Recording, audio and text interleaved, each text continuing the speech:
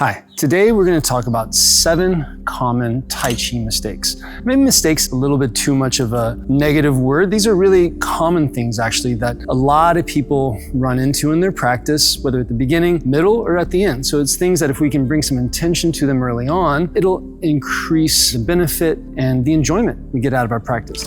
First, number 1 is intention in your study. We get into Tai Chi for a lot of different reasons, maybe for health, maybe because of the philosophy, for cultural reasons, maybe there's an interest in the martial applications. Understanding our reasons for study, the cultural and historical reasons that people practiced Tai Chi is important because expectation and intention work together.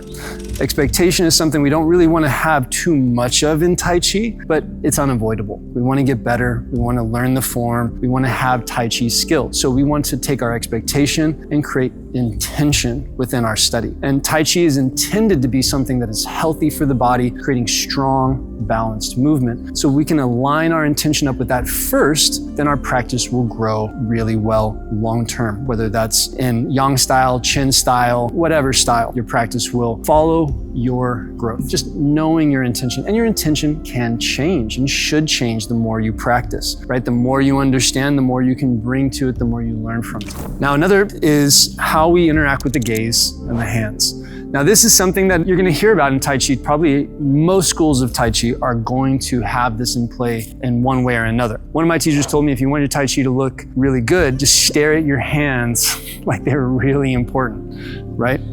Just whatever your hand does, stare at it, and now your Tai Chi looks really serious. If I'm staring at my hand, I'm not seeing all kinds of other stuff that's happening around me. I've also heard teachers or other teachers say, find the horizon, okay? And I say posture finds the horizon. I say that quite often in class. So if I'm here and my gaze is out, now my gaze is finding the horizon. But this is if we look from the martial arts standpoint, this is a personal defense. I'm not that concerned about things that are way over there. If I see something out there that I don't like, I can turn around and go this way, right? So the gaze where I'm at is here, okay? I'm in this space. I notice my hands passively. I follow what is the yang hand, but my gaze is more within my whole space. We want to connect to your passive peripheral vision, floodlight rather than spotlight. If this is spotlight, okay, what am I missing with floodlight? So here, floodlight. Gaze is relaxed.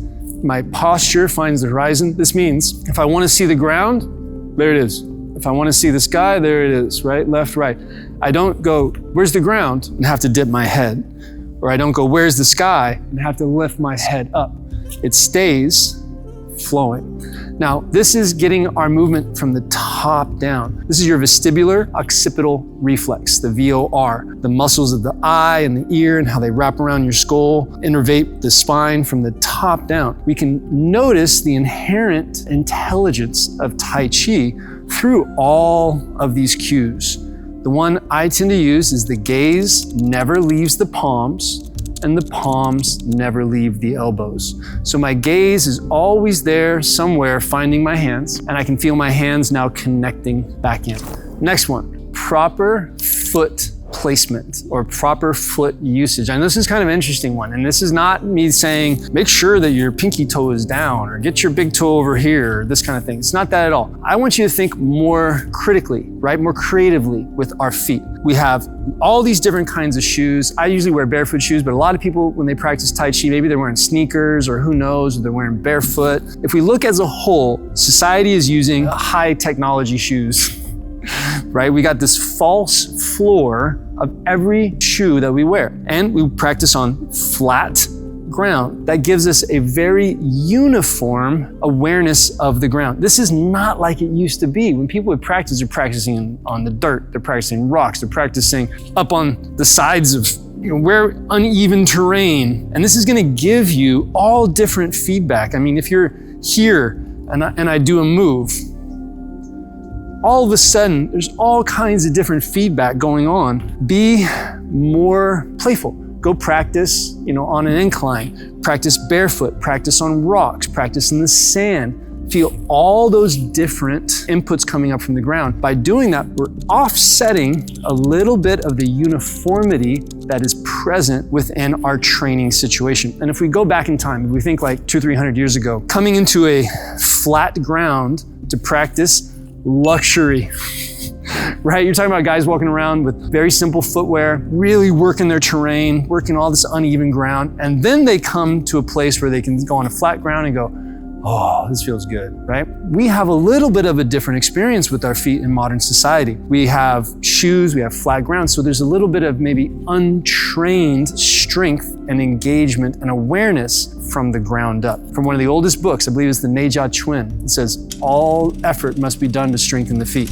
Now, another common mistake is being too worried about style or lineage. If you go back far enough, we all come from the founder of the arts. And it's good to be proud of your style, proud of your lineage, proud of your past teachers. But more important is to be a diligent student of the art, to really study the art and want to express it as something that is your own. I mean, that is really the goal of most teachers. They want these arts to be passed on and maintain the essence. And that essence is something that we can connect to as individuals. Style is great. We want to get in the style to understand the practice, but we want to break free from that. This is based on natural movement. Within our own practice, we do Yang style from a few different lineages, Qin style, some Sun style. By being able to look at these different expressions, we can cultivate our own personal expression. That's very much within the line of Tai Chi. These are natural movement arts, except for Qin style, which creates a training frame, right?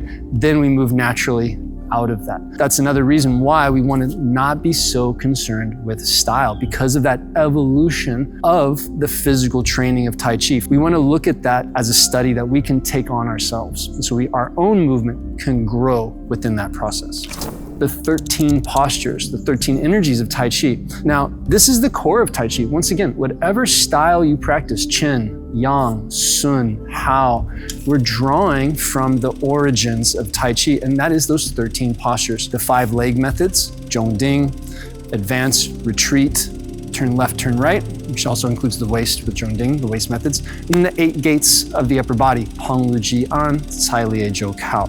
So understanding that these are the core concepts that Tai Chi evolved from. The forms that we practice today were brought into being based on these energies. So learning to understand these energies and using these as a core aspect of your study gives you something different to interact with than just all the individual movements of the form. If you treat every single movement and every single form as something distinct, which they are, it creates a really big practice right off the beginning. But if you can define the basic Tai Chi energies, now that simplifies things. It gives you categories to work with. Now when you look at a more complicated technique like Ema Fen Zong, wild horse parts its mane, we can look and see where is advancing, where is turning, where is ward off. Are there any other energies present within the move? And it allows our movement to grow in connection to those core principles. So it branches out like a tree.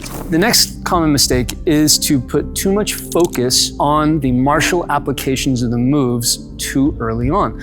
You could also argue and say that there is an equally common mistake is to put too little focus on the martial movements. So how do we bring those two concepts together? Well, if you're practicing with the correct intention, the correct method, and you're looking at the 13 postures, well, then we can study the motion and mechanics of the body relative to those, and then relate them to martial techniques if we want to, as needed, according to our own personal experience. If you haven't done any partner work or trained martial applications using these techniques where you can really feel how it is to move another body, then there's not that much value of thinking about those things while you're doing the movement, because Tai Chi movements are done slow and steady and easy. So if you've not really applied this technique, you're not going to be able to sit there and think, I'm pushing a person, there's a body there, there's all these things that you're moving around. So rather, you want to connect to the movement of your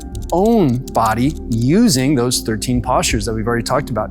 Feeling yourself advance, turn, ward off, push, press.